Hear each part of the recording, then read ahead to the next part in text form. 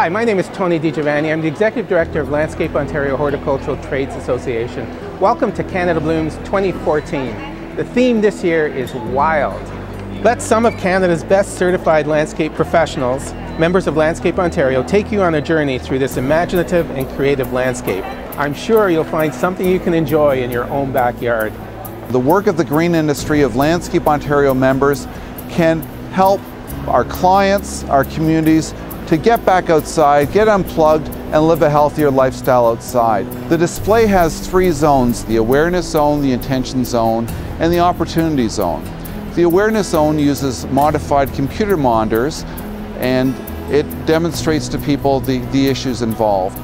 The intention zone is an interactive space that allows visitors to write their intentions to live a healthier lifestyle outside. The opportunity zone has 3 pods that shows people how they can live a healthier lifestyle personally, with family, and within their community.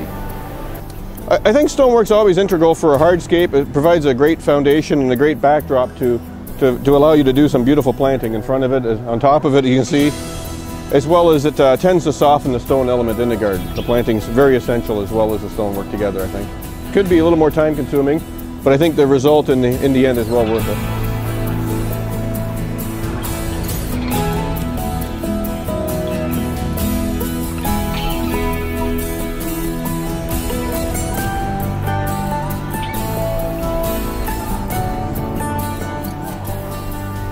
We feel it's important that the natural setting be maintained and that man fits into and around the natural setting.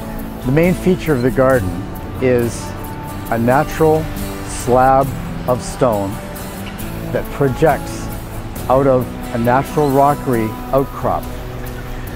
And over this natural slab of stone, the water runs out of the rock outcrop, over top of the slab, down the center, and drops into a pool at the end. There's actually a lot of features that I like about this garden, and I really enjoy putting it together because it gave me the opportunity to use different materials. So I have the natural stone in the patio, and that has very clean, sharp lines, and that directs you to the center of the garden, where I have a raised planter and some wild graffiti that I commissioned a local artist to put together. The gardens aren't just for homes anymore. Toronto has the largest construction of condominium complexes in North America right now. The theme of this year's booth here at the show was the Wild Artist, looking at all the different inspirations that I personally had over the years with my design styles, and some of the artists that you will see on the door sort of inspired me to do this booth this year and try to push the parameters a little bit further than other people do with landscape. What I was trying to achieve really is to be able to get that tropical feel in a small balcony. I think with the combination of the plantings, I was able to create a lot of textures and varieties, and at the same time with the backdrop of the bamboos. And I've also incorporated hardy bamboo, so thus creating that tropical feeling in a small space. When you look through the front of the garden, it draws you in. We chose a Tuscan themed garden this year, and we went with a mystical style, meaning a darker garden. Like, imagine yourself sitting on the sofa reading a story, and you have that garden in the novel where you walk into the gates and you have the sheer descents with the ivies climbing down the walls, and that was the whole inspiration behind this garden. We're very excited to have this opportunity, not only through partnership, but to show our passion of growing plants, especially food, to thousands of visitors to the show, to give them the permission and the tools that they need. Education is our mission, inspiration is our goal, and the Toronto Botanical Garden always looks forward to inspiring and educating the public as to what they can do in their own garden space. Canada's railway stations, via railway stations, had a history of having gardens around the railway stations. That was part of VIA's kind of garden relationship history throughout history. So in the last 10 years, VIA has taken up the banner in one way, if you will, by sponsoring Canada's Garden Route and Canada Blooms and the Communities in Bloom program. So at this point, they're the only national sponsor that sponsors Canada's garden agenda and garden tourism agenda. We were devastated by a tornado that hit the Port of Goderich in 2011, so we wanted to show people that we've come back. We have wonderful gardens throughout, and it's countryside and coastline because we have rural areas, we have municipal areas, we have our coastline. There's so much that you can do on Ontario's west coast. We designed a space that is multi-generational. We left lots of seating for adults who can sit and enjoy watching their kids have an awesome time playing. The dinosaur is accompanied by a number of other features that we've incorporated into our playground space. The kids are playing with sand and water, a couple of awesome musical instruments, and we've also got some chalkboards for the kids to leave messages like, "We love the dino." With this garden, it was inspired by a recent trip to the western coast of Ireland. And what I wanted to do with this garden was try and represent some of the sights and sounds of our visit. I wanted to convey the sort of pastoral landscape, try and capture the warmth and spirit of the people, and also to represent some of the sights and sounds that we saw while driving through the countryside. The archway is meant to represent the dry stone buildings from hundreds of years ago that are literally just falling into the ground. And also the sheep production in Ireland is incredible, so I really had to have sheep in the gardens. Severance is about that connection that is being lost between ourselves and the agricultural land that is slowly disappearing. And so what you see is a white box, which signifies the separation, and on top of that you see the agricultural landscape with the crop and the hedgerow. When you go inside, you see you're actually inside a tobacco barn, a drying barn, and you're looking through the cracks of the barn board, and you're seeing a projection of agricultural landscape. So you're actually witnessing something that is slowly being lost. To me, there's two extremely wild landscapes on the planet, and that is the ocean and the Arctic. And the Arctic, as a Canadian, really captures my imagination, and I thought it would be fun to play through the design process and think about how we can represent that as a space to be inhabited by people. The so-called iceberg behind me, which is a pergola or a structure for being inside of, but it's also an aesthetic element. And then it's also the water feature and the fractured nature of that, which we got from studying ice flows and pressure ridges that happen in the Arctic landscape. The posts behind me, those are representative of the Northern Lights, obviously an abstraction, and it really is a sculptural element, not meant to be a literal interpretation of the Northern Lights, but recall the nature and the drama that we see when we view the Northern Lights. In the garden that we did this year, we were trying to achieve a sense of wonder and joy using our footprint in nature and the rights of animals to be there at the same time.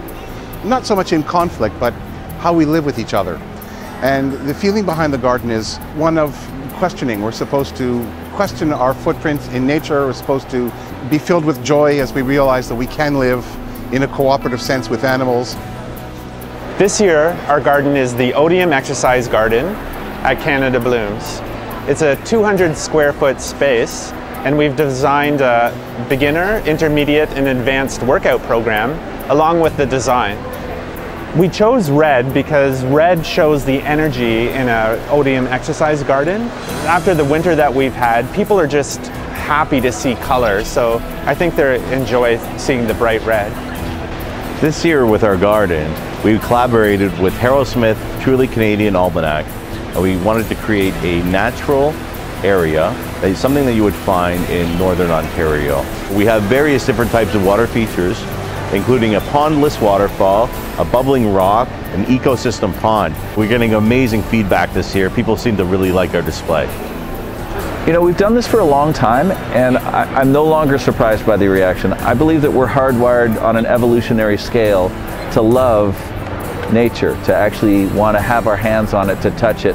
And that's what happens when people come here. They sit here and they grin and they rub their hands over the smooth sides of the oak. And there is something intuitive, soulful about this. that we're hardwired to be happy about. So over time, man has, for many, many, many centuries, man has been trying to garden or landscape by controlling the environment rather than seeing themselves as the boss of the environment or the steward of the environment. The age of rewilding is when we start to see ourselves as being just another creature after all. It's important for your soul and for your mind to be in nature and to have that connection available to you. The design evolved from having a space that's very controlled and very linear and very manipulated into a space that's very wild and open and organic. And I think we like the idea of playing those two different dimensions together in the garden.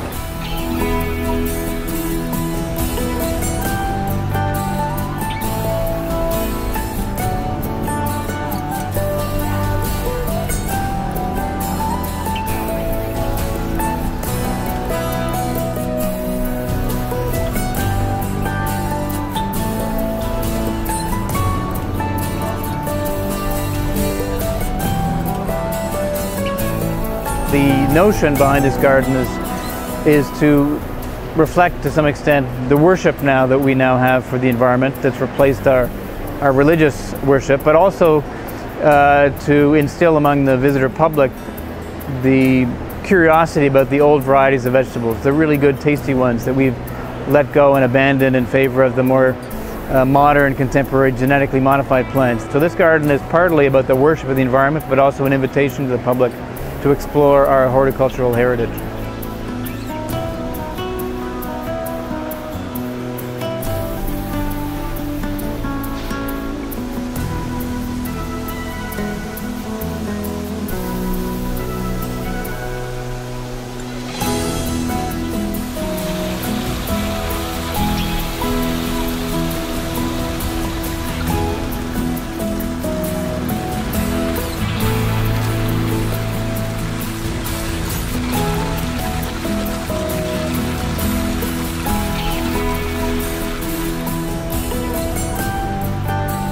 We're wild about natural stone, basically because there's an art to it, and when you get the feel of the rock and you chisel it, it becomes something other than just a square block.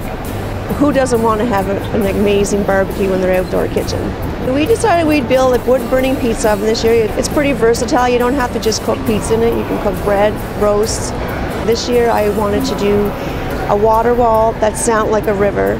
It was peaceful and serene, so you could just sit by it and listen to the water and not have to worry about anything else in the world bothering us. We love coming to Canada Blooms because it's a good time to meet with other landscapers, network, talk about the new and trending ideas, and meet all the lovely people that come here and who are interested in gardens. And it inspires everyone because it's still winter outside, and come in here and smell all these lovely flowers and see all the green, no more snow. Thank you for letting us show you the gardens of Canada Blooms. If you want more information on how to achieve your garden dreams, come visit landscapeontario.com.